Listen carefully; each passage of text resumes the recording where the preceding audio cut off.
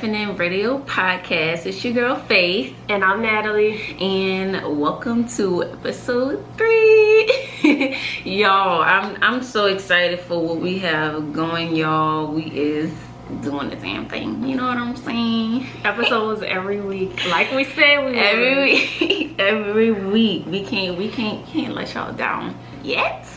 We can't do that. It's too early. Well, not saying that we trying to let y'all down, period, but it's too early. You know what I'm saying? But this week's episode, we're gonna be getting a little sensitive, a little touchy, because the topic is touchy and is very relevant to what we have going on today. So today's episode, we are talking about abortions.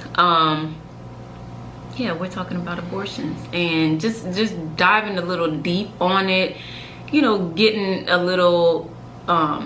to the basics of things like what is an abortion, you know, certain cases and things of that nature, and, you know, just diving deep to what that means to us and, you know, what's really going on in today's society.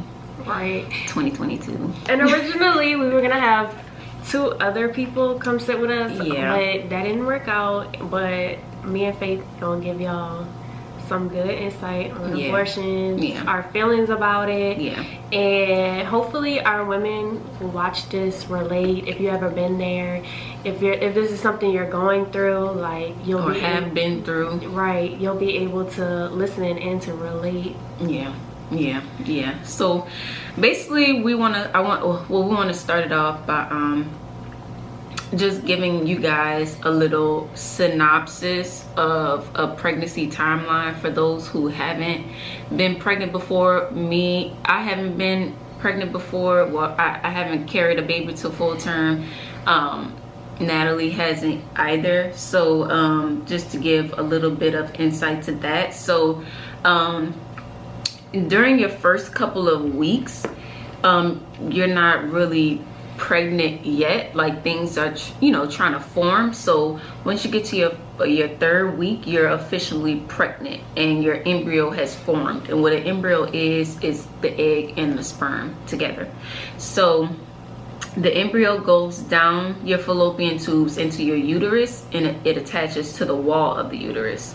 So once that happens, the cells start to divide, and that's the baby's organs that's starting to, do its thing. So by week 5, you won't really be able to recognize your baby yet, but there's a few tiny tubes that forms the baby's brain, the spinal cord, and its heart. And you can start feeling morning sickness, and your breasts start getting sore, and that's when you start to see the pregnancy symptoms, is by week 5. So by week 6 through 8, your baby's heart has started to beat. The baby still looks like a little tadpole, but the features are developing, like the head shape, 2 eyes and the lids that cover it, the small arms, the lips, etc. And then you have the lungs and the digestive system that start to come about. So by week 9 and 10, it's grown from an embryo into a fetus. And a fetus is the stage that the baby will be until it's actually born and becomes a baby. All the major organs have formed, but they're still immature.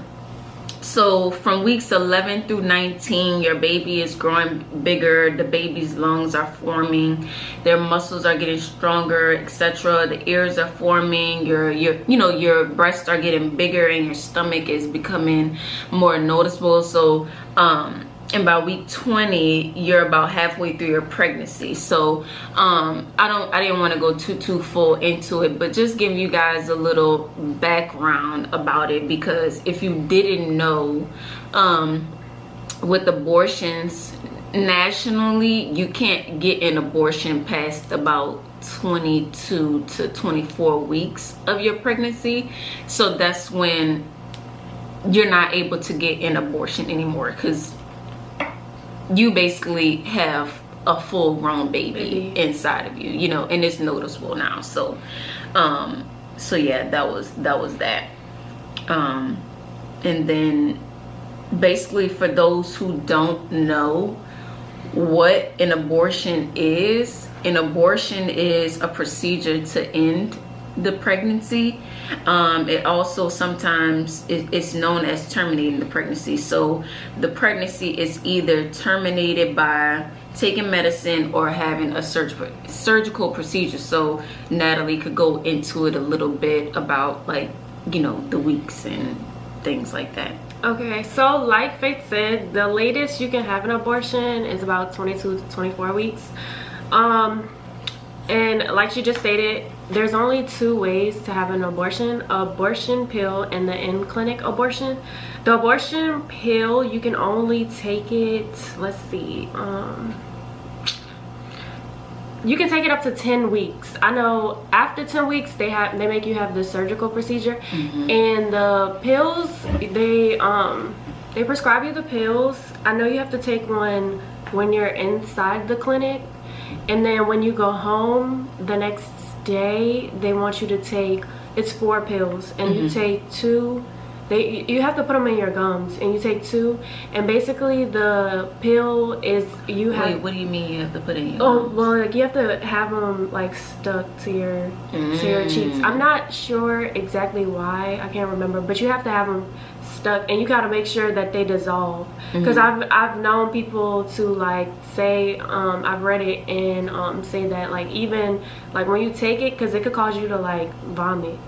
So you got to make sure that those pills are stuck to your, like, cheeks, and they get dissolved, so that way it can cause, like, basically you're having, with the pill, you're having like a miscarriage. And then it's like the cramps, they say, like, the cramps are like heavy cramping, you have a lot of bleeding and stuff like that, but it's basically like you know, you're passing the blood clots, but it's basically like a miscarriage. And what I've heard from the surgical procedure is basically, like, you know, they're putting like a suction thing in there, like basically sucking the baby out. Yeah, like basically body part by body part, right? Yeah.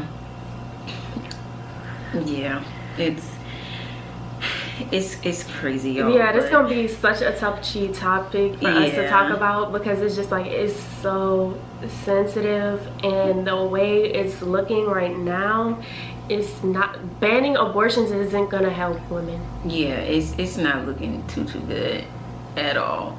But we gonna get into it. We're trying to get, like, the basics and stuff out of the way, just like explaining where everything, you know, came from, and, you know, where it derived. So going into the case that you was telling me about. Okay, y'all, so we did our research on all of this. Okay, yes, this is like internet research. So I just learned this morning about what Faith is going to talk about. I feel like a lot of people already know that, but I didn't know about this case.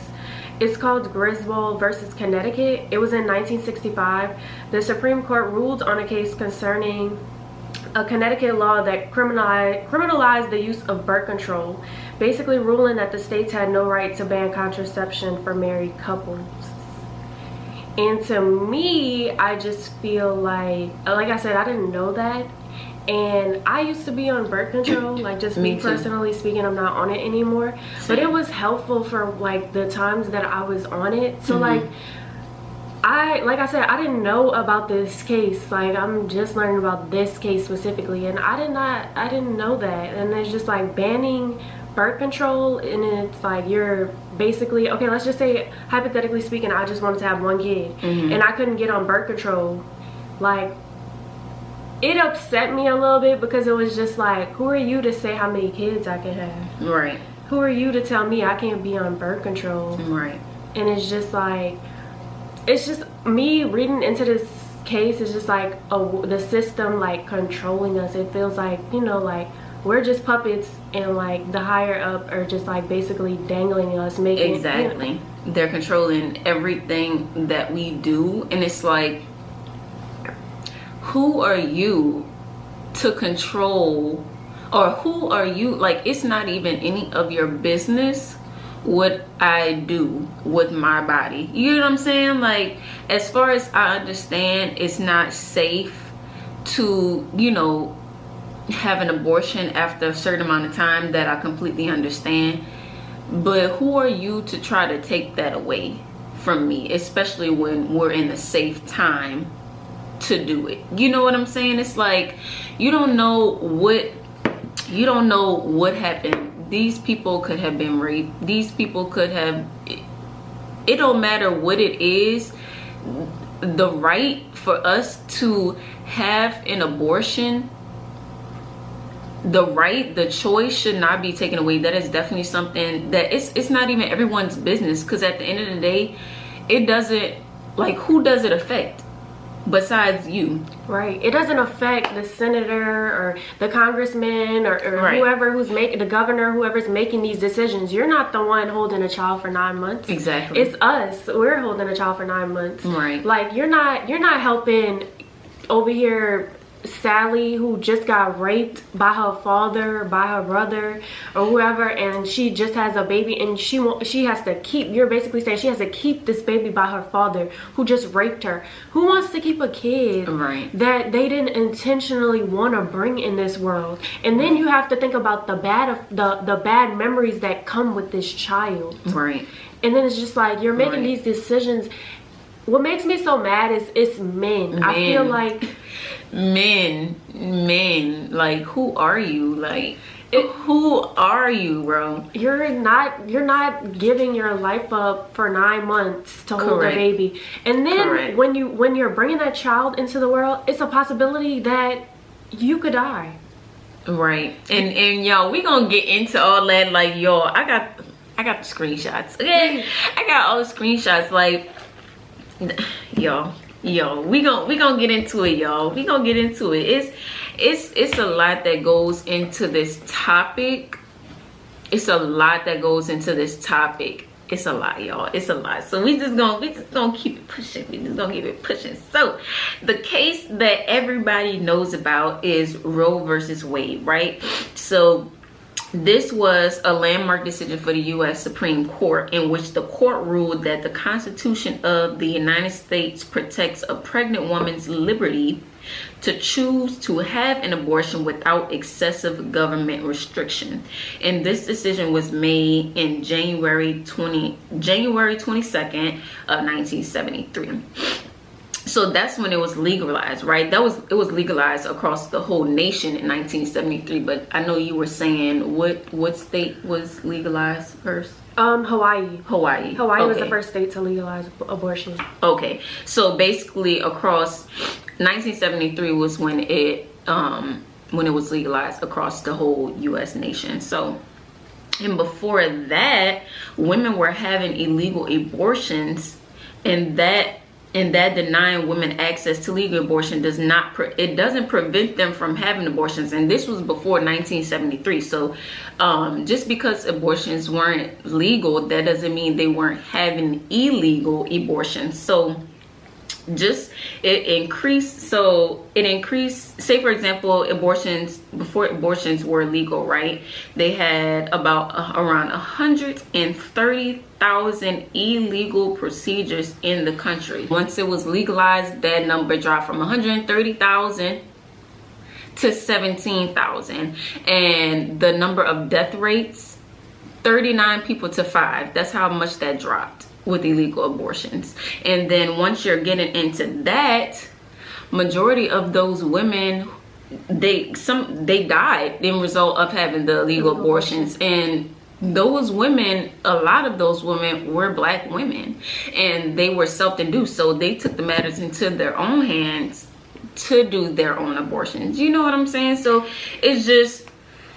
that's just crazy to me, because that big of a number. And just imagining the amount of people because this is reported.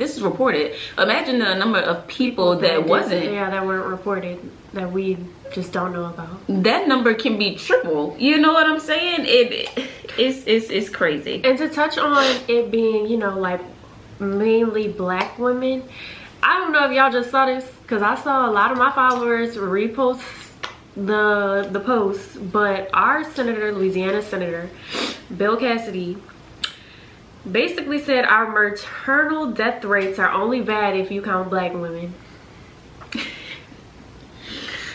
Y'all, we be putting people like this in the office, y'all.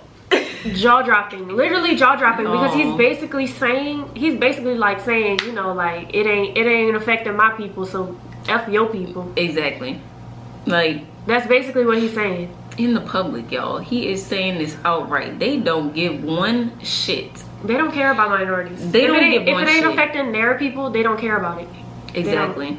And that just makes you think, y'all, like, even since slavery days, they don't look at us as people. I'm trying not to rap.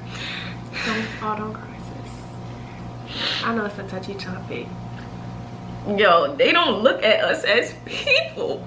Like, we're not people to them, God. I'm saying God, y'all. I was talking to God this morning, y'all. I talk to God every morning. What's up, God? But y'all, I was talking to God this morning, and I just got so emotional because knowing that we was talking about this topic and just knowing what this can do to us. Y'all, like, they're literally trying to kill us because taking away, y'all, they said in the post that us having pregnancies, like us being in pregnancy, is even more riskier than having an abortion. So carrying out a baby full term is even more riskier than taking away the child, like, as an abortion, terminating the pregnancy. So it's like, it's even scarier for us to even carry full term. And then when you're getting to the delivery room, like, you have to be so careful because it's like you can even die giving birth, and that rate is 3 times higher than white women. Hold on, let me correct you on that, because it's actually 4 times as likely. In Louisiana, black mothers are 4 times as likely to die than white mothers. Yo, that shit is scary. Like, that shit is scary. Like, I pray to God all the time, like, God, like, allow me to be healthy during however many pregnancies I decide to have. Allow me to carry it to full term. Allow me to be able to live and watch my children grow after my pregnancy. Like, I just pray these specific prayers because you just never know. You never know, y'all. You never know. And that's so, like, that's so scary to think about. Right. That's so scary to think about. That's so scary to think about. And you don't want to have to think about that. You don't want to have to think that these white people don't like you, or they're gonna, you know, do something to you, or put medicine in you, or do these certain type of things to you when you about to, you know, this is supposed to be the best time of your life. It's supposed to be, pregnancy is supposed to be one of the happiest times of your life. It's and crazy. To have to worry about the what ifs is just, it's so heartbreaking, because you don't want to, okay, I'm about to bring my child into the world, but what if, you know, like, I don't leave that table for my C-section. What if? No.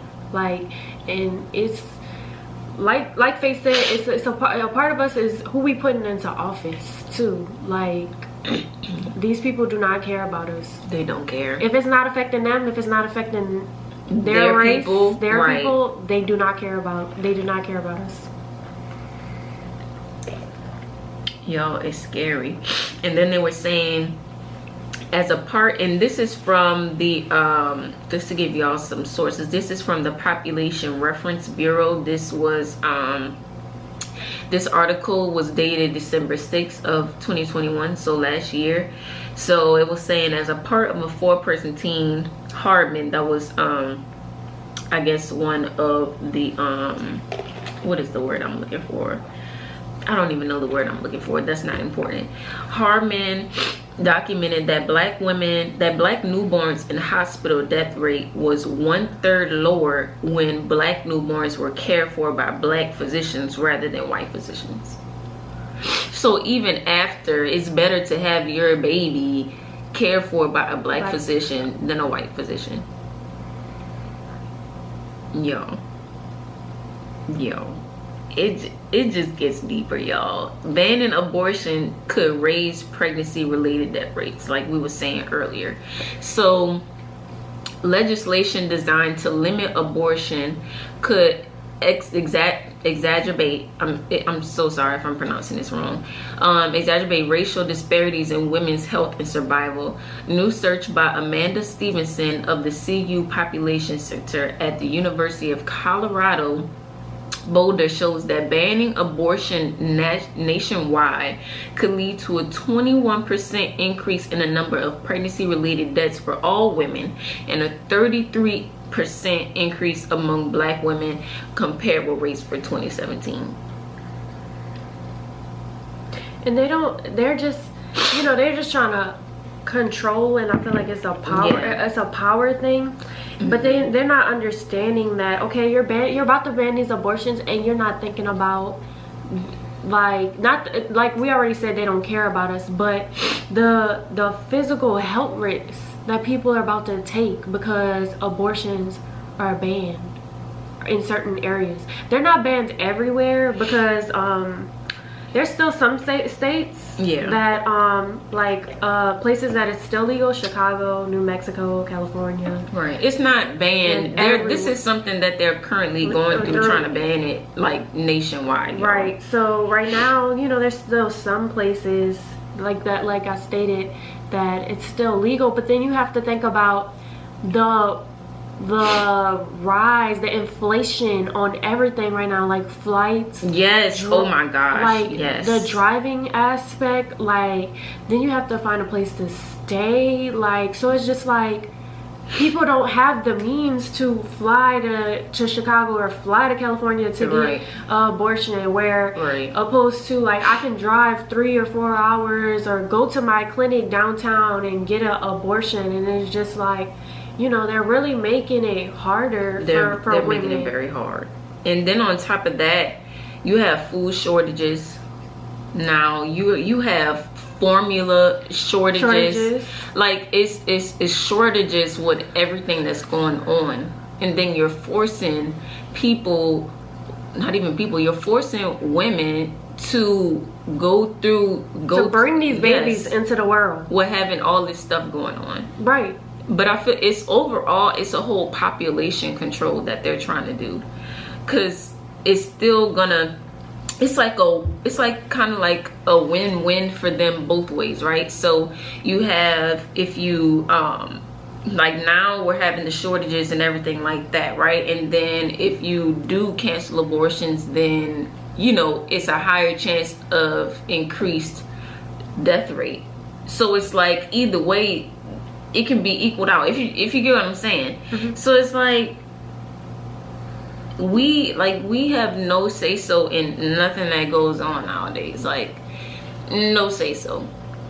We have no say so. And then the thing is, when they start to see us getting any type of little bit of control, they take it away. It's snatch. Like, say for example, this is with Airbnbs, right? So I know in like Atlanta and in Houston and those popular cities, Black people, like, they've been taking over. They've been becoming creative and finding more ways to make more money and create generational wealth for their families and things of that nature. And it's like they lay laws on top of laws on top of laws on top of laws on top of laws to take that shit away, just because they see what's going on. They're not stupid. They see what's going on. So it's like, once we get a little bit, they gotta take it away. They have to take it away. It's a power thing. It's a power thing. It's definitely a power thing, because I saw I was on Twitter, of course. I saw like a tweet, and with the Texas shooting with these kids that just happened this past week. And people were like, okay, y'all want to ban abortions, but y'all not even protecting children how y'all supposed to. Right, living. Right, by banning these like, these gun laws and stuff like that. So or using the gun laws to an advantage to try to protect them. Right. So it's just like y'all wanna bring kids into this world, and like we're saying, y'all have formula shortages. Y'all want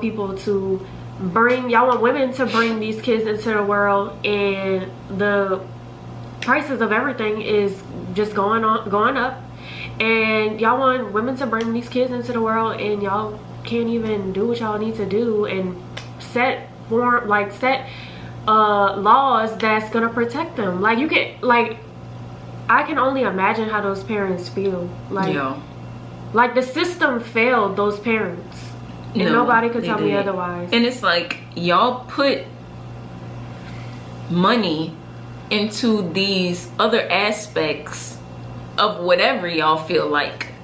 It could be whatever, but then y'all try to come and y'all not putting the money in the right places. Like, even for New Orleans, like, they got these potholes. I don't know how deep, bro. I don't know how long they've been there, but y'all not even putting the money in the right places. Like, y'all concerned of, not saying that abortions is irrelevant, but it's irrelevant because it's nobody else's business on what a female decides to do with her body. So it's like, y'all worrying about the wrong stuff. Like, y'all, it's ridiculous. It's ridiculous to me. I don't know if it's ridiculous to y'all, but it's ridiculous to me, because it, like, make it make sense. Make it make sense. I'm just not for it, because it's just like I said, it's men making decisions for women. Y'all. Men. And y'all the ones, you know, and I'm definitely, let me just say this, I'm definitely not taking away that men get sexually assaulted and everything. Right. But men are the ones who get women pregnant. Y'all are the ones. Y'all can't get pregnant. Yeah, it's like, it's you sexually assaulting a woman. It's you doing incest and stuff like that, and then you want this woman to carry a child for 9 months that she didn't even intentionally plan to have. Like, there's women that get human trafficked and then get raped, and then you have to carry out a baby. There's little girls that get human trafficked and then raped, and then you want them to bring a child into the world by her rapist. To me, that's sick. Let me just say this, you know, that is sick. And we're talking about, while we're talking about the rise of inflation and everything going up, an abortion can cost up to $750. I didn't even know that. First of all, some government health insurance plans like Medicaid in certain states cover abortion while others don't. But think about the people that don't have insurance, that don't have Medicaid, and then so you're abandoning this. And then I have to go to Chicago. I have to get a flight to Chicago or drive to Chicago. Let's just say gas prices right now, not it. Girl, not even just gas prices. Like you said earlier, the flights. Damn near the flights in your hotel if you're trying to stay there overnight. Because I don't know. That's $750 right there. That's if you don't have, you know. And there's I read earlier on Planned Parenthood, there's like a abortion fund where you could like call somebody once you have an appointment date, and they can try to help you with some funds, like if you need assistance. But then you got to think about it, they're helping you and other people, so you know that might be like 200 knocked off, 100 knocked off, but then you got to still think about it. $750, that's a lot of money. That is a lot. And then y'all keep in mind, inflation raising everything but these wages, okay? Wages ain't going up. Wages ain't going up, baby. It's still $725. The minimum. Yeah. Well, here, I'm pretty sure it's like $725. It has not. It has not gone up. What am I gonna do with $725 an hour? Yo, $725 an hour.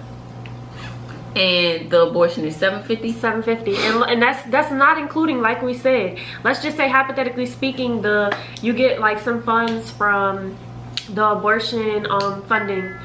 That's probably, like I said, 200. Let's say, just say they give you 200 knocked off. Then you gotta book a flight, then you gotta find a place to stay, and food costs, and any other expenses in between. Like, that's a lot of money. So you're looking to spend over it's like $1,000 plus the two. You're probably spending like $2,000. Yeah, the government, the world is not here to help you. It's not set up for us. It's not set up to help us. It's not set, exactly. It's not set up for us minorities. So when y'all be seeing these stimulus checks and all this stuff like that, yo, they not trying to help us. That is stuff to throw in your face to help you to, like, you know, block your site. They're not here to help you. $1,200 in through COVID. How many times did we get a stimulus check? Probably like 2 or 3 times. Yo. 2 or 3 times. And you gotta think about the people that wasn't working, that job shut down. $1,200, that's barely rent right now. That's barely rent. Yo. And then they just had the post where it said on an average the rent is supposed to be $2,000.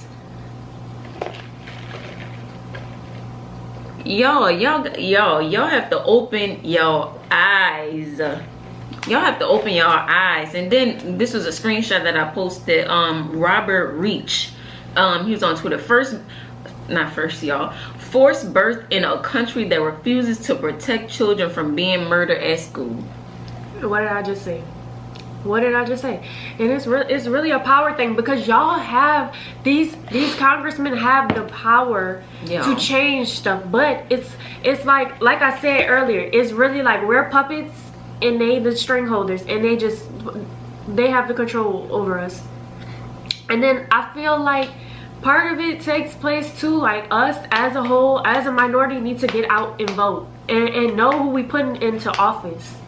Because we sitting here crying boo-hoo, and it's just like, but did you go vote? Are we exercising our right to vote as a generation? Are you not? What hurts us the most is the people who do not go and vote. And even if you aren't educated, educate yourself on who is in office, who is running, and you know, go out and vote, because like Martin Luther King, Malcolm X, they all fought for us to go vote, us as minorities to go vote, because this system, whether we like it or not, this system is still set up for whites. I don't care what, it's still set up for whites. And until we collectively as a whole do something to change it, it's gonna be a repeated cycle every time.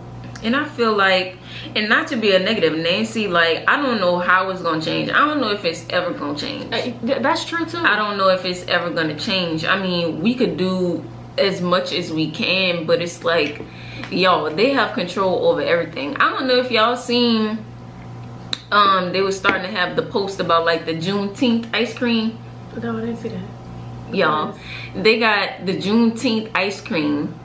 It's like an ice cream that you go to the store and buy. Like, I think it's like a great value thing. I don't know, but it's called Juneteenth. Yo, who trademarked Juneteenth? Not a black person, a white man. What he know about Juneteenth? Crickets. Literally, what do you know about Juneteenth? Literally crickets, because you know they're gonna sit here and try to reason with minorities. Reason. But it's not your people dying from pregnancy. It's not your people getting knees to their necks when police. It's not your people having a fear for their life when the police pull them over. Right. So it's just like crickets, literally. Because what can you feel? What can you relate to? With blacks, what can you relate to? You can't relate to nothing, but y'all, they be, and it's just like, it just makes you think, because they're scared of us, because if we was to have the power, they don't know what they would do. Like, they don't know what they would do, but they're so scared of us. Even like, say for example, if a bunch of black people walking on the same side of the street as a white lady, and she by herself, she is clutching her pearls, okay, or she's crossing that street. Exactly. She is going to the other side, and nothing's been done to her. Nothing. They joking around, or they making like some TikTok videos or whatever, and she's scared for her life.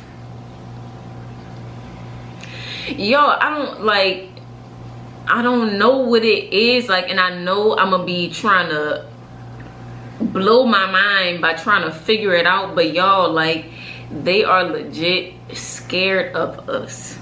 For what reason? I don't know, but y'all, it's ridiculous, and it's just all this shit tied in together. It all ties in together. It do. But it's sad. Right. And but I definitely feel for our women, because it's just like, now it's just about, like you said, the rates of death are just about to go up. Like, it's about to go up because now you're banning this and you're not, like we said earlier, they don't care. But it's just like, you know, us as women, we know, like, when you're not ready for a child, you're just not ready for a child. Right. And it's just like, why force me to bring this child into the world? Right. Whatever the situation is, you should still be able to have a right. Right. As a woman, like, because I'm the one who's gonna carry this child for 9 months. It's not you. Like, I'm the one who gotta, you know, sit here and provide for this child, not you. And, you know, me and Faith talked about this yesterday, and I have a story time. And let's just say I was one of those people who got an abortion 2 years ago. And at the time, it was a hard decision to make for me because it was unexpected. I wasn't financially in a good place, and for me, it was more of a financial thing. It was more of a, I want to bring a kid into the world, but I want to have a family. I want to, you know, I don't want to bring my kid into something where, you know, I already know I didn't have like a family dynamic. Mm-hmm. Like, you know, so it's just like, it was so hard. And I just want to say, before I like really get into detail, I want to thank my mom, because my mom went through that with me, and I think that was so hard for her, because it's like, you're supporting me, but, you know, like, I don't think she ever thought she would have to go through such a thing with me. Mm-hmm. And I just want to thank her because she held my hand through the way. Like, shout out to moms. Yes. Shout out to you. Because I know she gonna watch this. And my friends that I opened up to at the time, I just want to say thank y'all, because y'all helped me so much.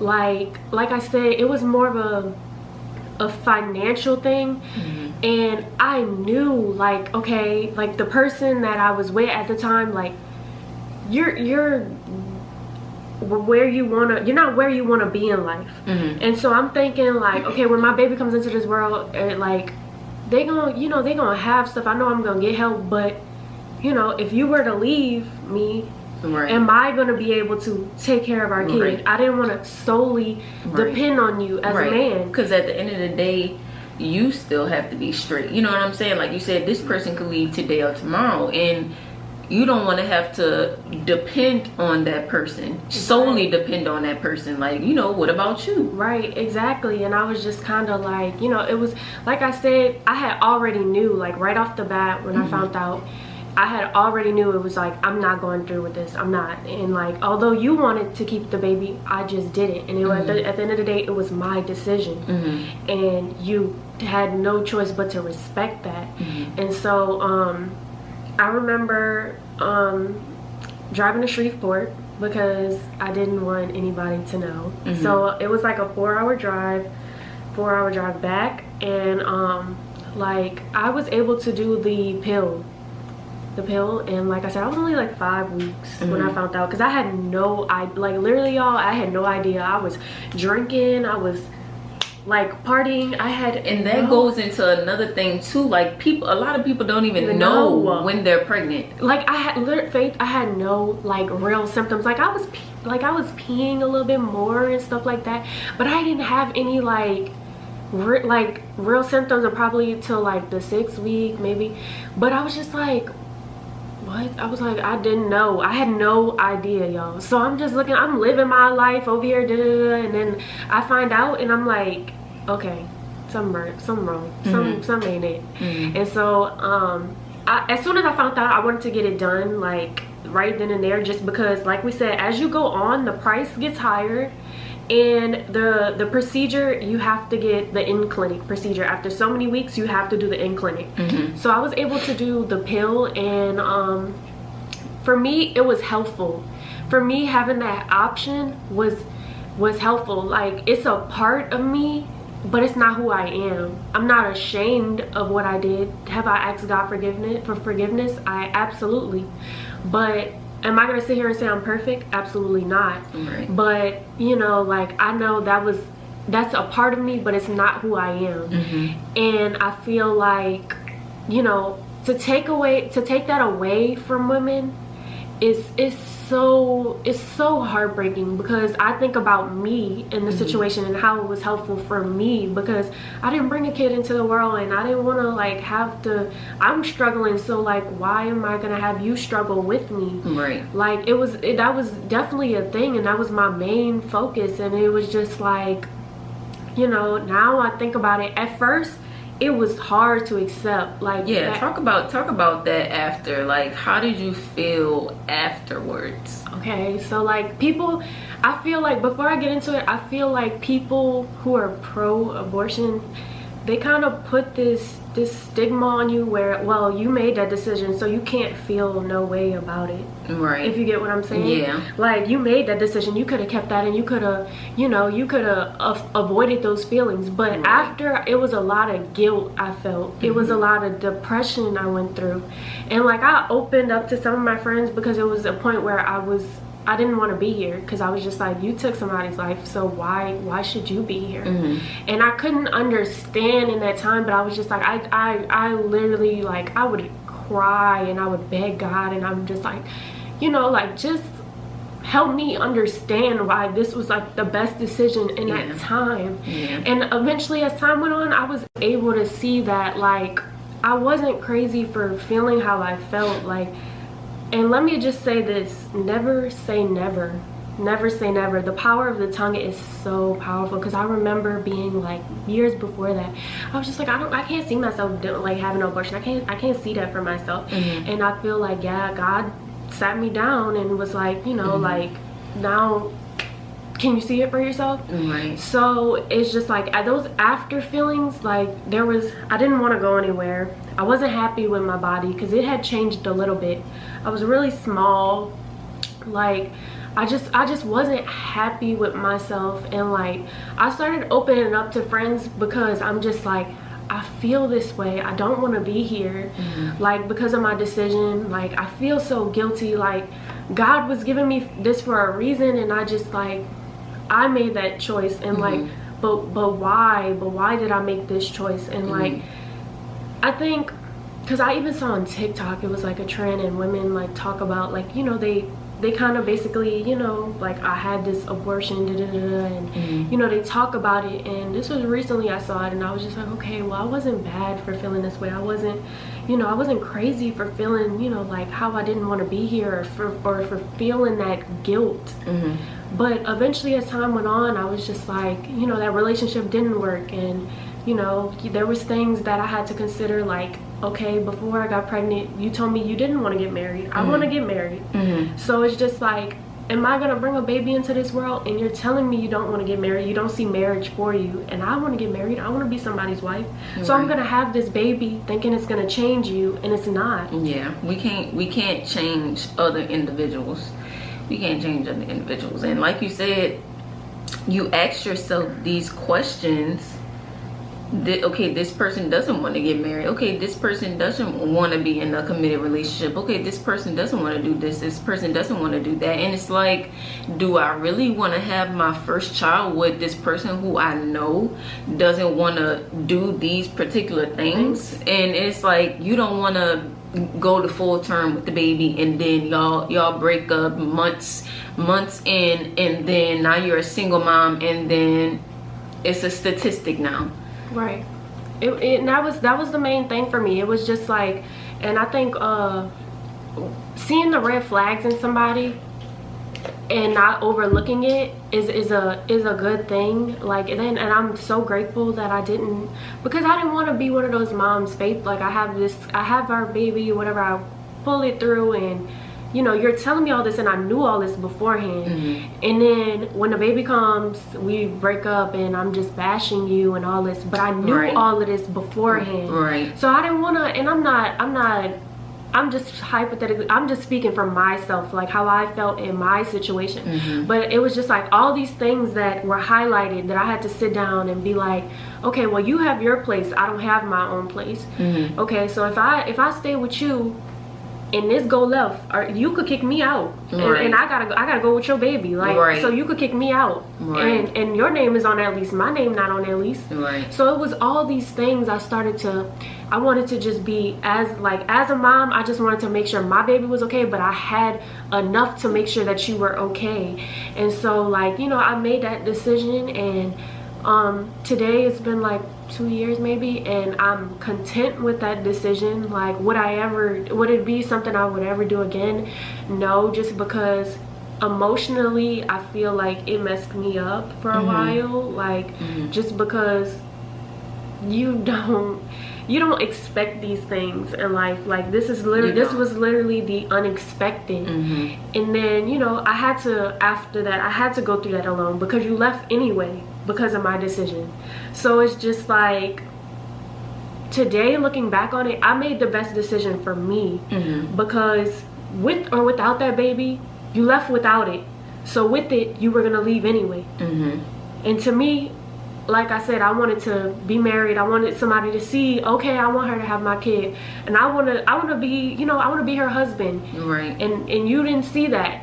So, you know, that decision was for me to make. And, you know, like, I don't live in any shame. I don't judge anybody, because we've all been through some stuff, whether you're gonna tell the world, whether you're not. And, you know, I see a lot of people too, like, there's celebrities that talked about their abortions, and, you know, like, people in the comments, nothing is private anymore. But I feel like everybody needs to I'm not gonna say that, but me personally, I'm gonna live in my truth. I'm gonna talk about things I've been through to help bring awareness, and to help the next person. Because it's just like, you know, like, we sitting here having babies, and you see the red flags in people, and you see all this, but love is overlooking this, you know. But at the end of the day, I'm glad I love myself a little bit more. I'm glad I love myself a little bit more than you, because I made the best decision for me. I made the best decision for me, and I'm content with my decision. And like I said, you know, it's a lot of people, like, that are gonna judge you, and then they're not gonna agree with you. And there's gonna be a lot of people that are pro abortion and pro life and stuff like that. Because, y'all, let me go back to this real quick. But I am never gonna forget going to that clinic, and there's people outside, girl. For real? Yes.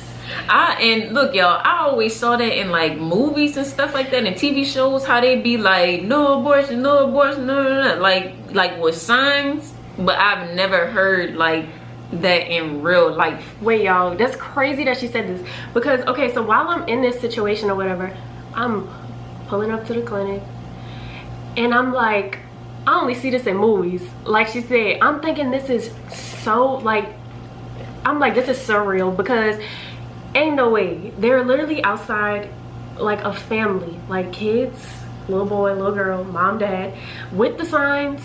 Like, I remember, like, coming out the clinic, and they were like, we can help you. And I'm just looking like, help me to what? I wanted to be like, can you link your bank account to mine for 18 years? Because that's the only way you're gonna help me. Right. That's the only way you're gonna help me. Right. I'm sorry. I'm sorry, because look, the girl said 18 years. please link it. And that's what people don't get. They're like, you know, those pro-abortion people, they're sitting outside, but you don't know what these people, like, right. Me, it was just a financial situation, but this clinic is full of girls, and it's just like, I'm sure some of them got molested, raped, whatever the case was. And it's just like, you're saying that you can help them. You can't help them. I'm sorry, you can't help them. You can't help them. Even if it was financial, like you still can't help them, because that person still have to go through changes physically. That person still have to go through changes mentally, emotionally. It's not just financial. It's so many other things that go into play with this. You know what I'm saying? And it's just like, it all winds down to the fact that it's none of your business. Like, you wasn't gonna care. You don't even know her. Like, strangers are like saying she gonna help her. You don't even know her. They don't even know you. So they was never gonna see your baby. They were never ever gonna see your baby if you decide to have the baby. They were never gonna see you. That's like you walk in to Arkansas one day and you do something foolish. You live in Louisiana. They ain't never gonna see you another day in your life. Right. So it's like, how can you help this person? You don't know me. You were never gonna see me. You're never ever gonna see me again for the rest of your life. So how are you gonna help me? And like I said, that goes into me saying, it's none of your business. It's none of your business if this person decides to have an abortion or not. It's not like you this person's surrogate or something like that and you want to kill their baby. Okay, then we got something to talk about, right? But no, I'm not connected to you in no type of way. But even then, like, I was literally just crazy that you said that, because people are so sick. You don't even know like what their help is, because are you gonna bring a minority a Hispanic child, a Hispanic and Black child to your home and take care of them? Probably not, because they're Hispanic and Black. Right. So it's just like, I was literally just listening to a podcast like a week or 2 weeks ago, and it was a podcast, and it was called Serial Killers, and it was this podcast of this woman. It was the episode was of this woman, and it was like in the around like 80s or 70s, something like that. She would take in kids and kill them. What? Yes, like I didn't think you was about to say that. No, yes, I'm sorry. No, but like, okay, got me on guard. Like people didn't want their kids. They were having their kids, couldn't afford them, and they were like basically selling their kids. So they'll bring them to full term and then and then like adoption. But it was like, it wasn't like no adoption papers or any of that. And so like it was actually 2 women that they talk about in the episodes. But the first one, she would take she would buy these babies or get these babies or whatever, and then basically kill them, and people like just often their babies because they can't afford them, or because these babies were made out of wedlock and stuff like that. And that was like forbidden back then. So like they would give their babies to this woman, and she would just like basically get rid of them. And it's just like, people are that sick. So like at the clinic, people are sick. So like at the clinic where I'm there holding these signs and stuff like that, and you saying you can help me. You can't help me. You can't help me. I'm sorry, you can't help me. It's ridiculous, y'all. But that goes to show, and like I even was like, you have your kids out here, right? Like you're starting them off this early. And to me, it was just early. Like you said, it was so mind-boggling, because I'm just like, I've seen this in like shows and movies, and no, this is like, they're really at these clinics with these freaking posters and with their kids. It was the kids for me, y'all. It was definitely the kids for me, because I'm just like, these kids probably like 12 and 9 at the most. They don't know nothing about that. They don't know nothing about that. Don't need to know nothing about that. And y'all just bring them on y'all journey. And y'all, I just gotta say, it's like, I know, and this is not for all Caucasian people. This is not going against all of the Caucasian people. It's not going against everybody, because everybody does not feel that way, but just the whole thing as a whole, it's just how you never know how they really feel about you. You never know. You really never know. So like I said, it's not going against all of you, because I know some of you are, you can feel sympathy for minorities and what they go through, and Blacks, what they go through. You can't I won't say reason, because you won't get it until, you're not gonna understand. You're not gonna understand until like, ain't no until. You're not gonna understand. That's a period right there. Yeah, that's right. She's no until, because you can never be white and then be Black. You're born what you're born with. Right. Either you're Black, either you're white, either you're Hispanic, whatever you are. You're born with that, and you're gonna stay with that, and that's it. So it's like, it's a period there. You're never gonna understand, ever. And stop trying to say you understand because you got Black friends and you got these type of friends. It don't matter. Like, you're not living in their shoes. Like, you don't know what they have to go through every day. Like, you don't know. So stop using that as an excuse. It's stop. It's tired. It's offensive. I got Black friends. Okay. And that don't matter. It don't matter. So stop saying it. That's what I had to say. I'm sorry. I'm not sorry. My girl said she's not sorry for nothing she said. Period. And I definitely feel you, because Period. it's just like, you shouldn't have to be scared if the police pull you over. You shouldn't have to be worried about if the police pull you over, like this might be it for me. Like I might not make it home. Right. And stuff like that. So it's just like you can't understand. You just can't. You can't, y'all, but I think that's what we have on the topic. I think that's good. I think we did pretty good. So yeah, we will be going into the cards. You know, the card lovely time, cards. Yes. So let's pick. I just realized that we talking about a ladies topic and the cards are the ladies night. I just realized it's so perfect. Let me see. These cards scare me every Yeah, y'all. time. It could be a basic question. It could be a out of the box, but we gonna see. So we gonna do about like we're gonna do two. So I have Natalie pick one and then I'll pick one.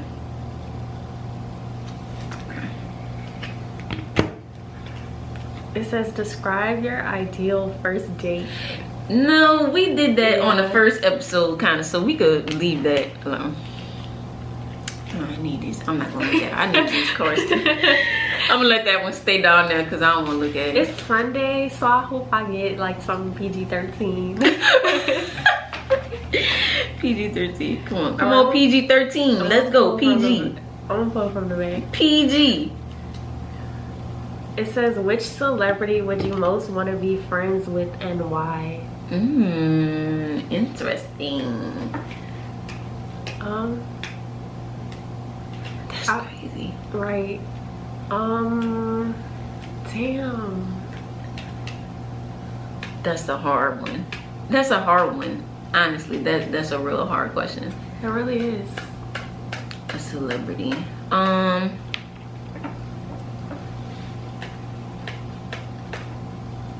I'm thinking. I'm so stuck right now. Me too. Cause it's like you never really think about that. Like, okay, I think I have one. Okay. I would say Rihanna. Rihanna, because I feel like I'm just saying, like she's a good businesswoman. She has like her hands in like multiple stuff, and now she does. And now she's a mom too. So like I think I would want to be friends with her just to see like we talked about this. There's not really like a balance in life, but like you know, like just to see like what motivates her. Like she has a skincare line. She have like makeup. She has Savage Fenty. She did music at one point. So like, you know, basically like what I would want to ask her, like what made her want to do like all these multiple things, because a lot of people just stick to like one thing or maybe two things, but she has her hands in like so many bags. And then like now, like I would probably just want to ask like, you know, how does she plan to like, you know, balance motherhood and her business and stuff like that. But yeah, definitely Rihanna, and she's a Pisces like us. So I didn't know that. And even I'll stick to the women factor, and I would even say Beyonce. People don't know what the hell Beyonce got going on. People don't know nothing about Beyonce life. People don't know nothing, you know, besides like, you know, that incident with, you know, her and Jay-Z some time ago. But besides that, this lady barely even put captions in her pictures on Instagram. She's very private. She's very private. Like, you have no idea what Beyonce has going on, and that's what I like for my life. Like, a lot of people see what I do as far as a realtor and stuff like that, but your personal life, my personal life is very private. Like, people don't know what I have going on. People don't know what I do besides, you know, being a realtor. Like, people don't know like what goes on my day-to-day, and I don't know. And I feel like that's sometimes how I lose like connection with people, because I'm not me personally, I'm not in the streets every weekend. I'm not partying. I'm not doing this. I'm not doing that. You get what I'm saying? Me either. I'm a homebody. Yeah. You hear that? We got an airplane? I don't know. But yeah, like, not saying that I'm being secretive, but it's private. Like, it's very, very private, and I would want to have friends like that. I don't want friends, you know, I don't have friends like that, but I don't want to be around people who are messy, or people who like in the mix, and people that who go out every weekend, and people who do this and who do that. And I don't want to have friends like that. And I think I've been doing a very good job so far of not having friends like that, because I want to be private as hell. Like I told you, on the beach with my man, close your eyes, on the beach with my man with the water, and, you know, living my best life. And, you know, I'm not trying to be in a mix. I'm not trying to be in a ghetto punch. Okay, not trying to have it, girl. But that's why I picked Beyonce. All right. Question numero dos. Deuce.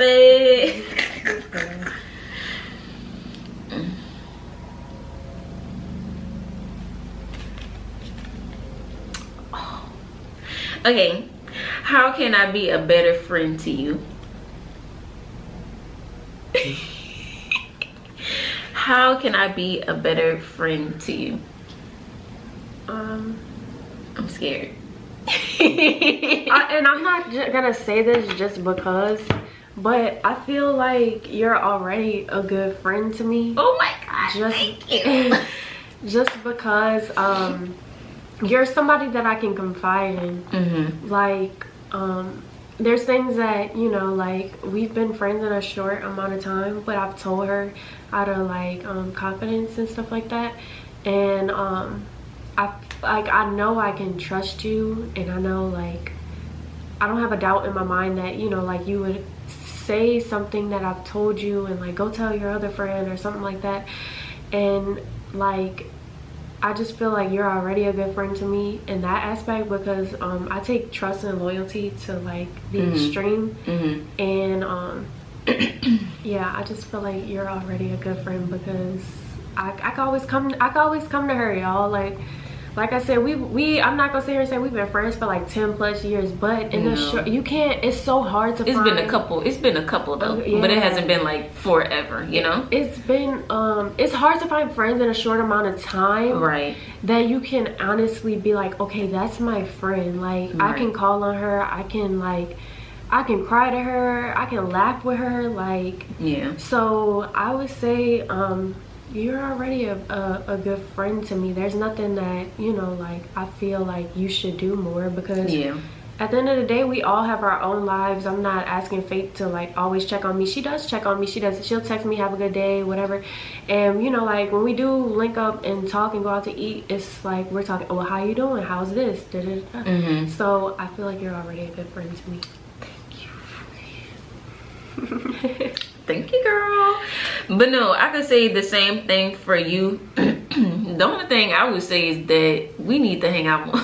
Yeah. But that's when you get older and things like that, and sometimes I really don't want to be bothered with people. Nothing against her, but it might be a Pisces thing. We're just like really like, I don't know about her, but some days I'll be like, oh, phone on do not disturb. Like, girl, like, let me just handle what I gotta handle. Yeah.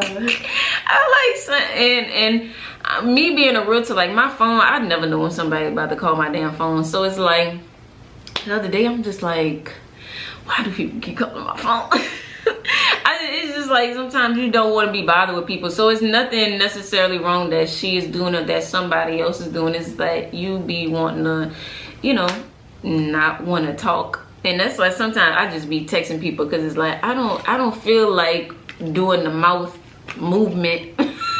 Right. So I'm just like, just gonna leave it at what it is. But yeah, the same thing for you. Like, there's things like you don't use what I say against me, you know what I'm saying, or situations that I have been against me. And it's like, you know, if you go through situations with your significant other, oh girl, leave him, like, do this, do that, like, they got plenty other fish out there, you know, like, we don't do none of that, you know what I'm saying? Like, of course you know, if there's serious situations, then of course, you know, you need to up and step in. But it hasn't been anything like that.